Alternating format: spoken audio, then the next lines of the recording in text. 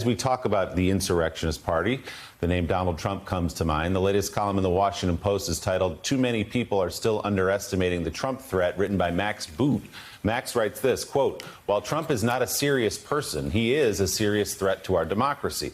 And we make a grave mistake if we dismiss him as a punchline. What has made dictators and demagogues so dangerous is their ability to pull vast numbers of people into their personal delusions, to turn their paranoid fantasies and megalomaniacal dreams into a harsh reality for millions. Trump has the same malign gift. If Trump runs again, he will easily win the Republican nomination.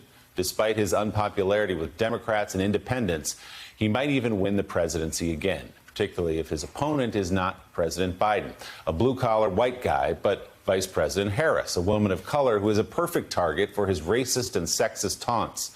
Please don't make the same mistake we made back then of assuming he is not a viable candidate for the presidency. His ability to hornswoggle tens of millions of voters is no laughing matter." That's Max Boot writing in the Washington Post. Tom Nichols, is that where you are on Donald Trump right now? Yeah, I'm actually more pessimistic about all of this than I was a year ago. And the only place I would take issue with Max is with the word hornswoggle, that somehow Donald Trump is casting this Jedi mind trick and fooling tens of millions of people. The more dangerous part is that he's giving tens of millions of people exactly what they want. That he is the expression of their resentful and paranoid politics. That this is not some sort of clown show that is, that people are voting for merely because they are misled or entertained. That there is a dark core to what Trump offers people that tens of millions of Americans like. And that's the part that we're going to have to contend with, whether Donald Trump is the nominee or some Trump-like figure. You can already see that the Republican Party is not capable of producing statesmen and stateswomen. It's not. It's gone. Their ability to do that is over. They are all just trying to produce imitations of clownish, populist culture warriors, because that is what that entire segment of the population wants. And I think we are actually in for, that the American democratic system is in for the fight of its life over the next 2 years.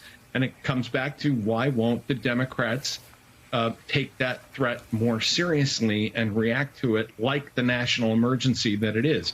Because I still think when it comes to liberal democracy, we are in an ongoing national emergency.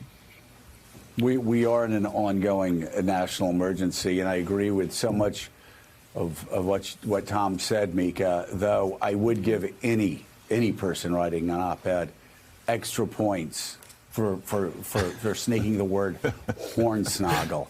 And when you're talking about the existential threat to American democracy, and I'm just checking right here, Willie, on my sheet, you actually get double points if you and your family immigrated from the former Soviet Union and you snuck the word hornswoggle in to an op-ed piece. I thought that was one of the Quidditch teams in Harry Potter, the Hornswoggles. Wasn't that them?